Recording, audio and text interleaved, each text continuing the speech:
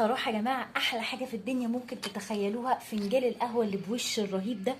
ويا سلام بقى لو قاعدة بقى بتشتغلي شوية كروشيه، شوية سليبرات، شوية بلوفرات، يا سلام. ويا سلام بقى لو أنا مش عايزة أوريكم الكركبة، بس أهم ما يميز الهدوء والراحة النفسية فنجان القهوة اللي مش ممكن تتخيلوه ده. على فكرة يا جماعة القهوة مفيدة جدا للقلب، وغير كده كمان بتخلي الانسان كده في مود حلو يعني. وبعدين ما تحرموش نفسكم من الحاجة اللي بتحبوها، بتكلم بجد والله. اي حد بيلاقي راحته، بيلاقي متعته في حاجة مثلا، وان هي بتوصله لقمة السعادة، يعني اعملها طالما هي بترضي ربنا وبترضي الله عز وجل، ما تتأخرش وما تتواناش عنها. انا بقى بحب اشتغل يعني الكروشيه دوت وانا بشرب فنجان القهوة.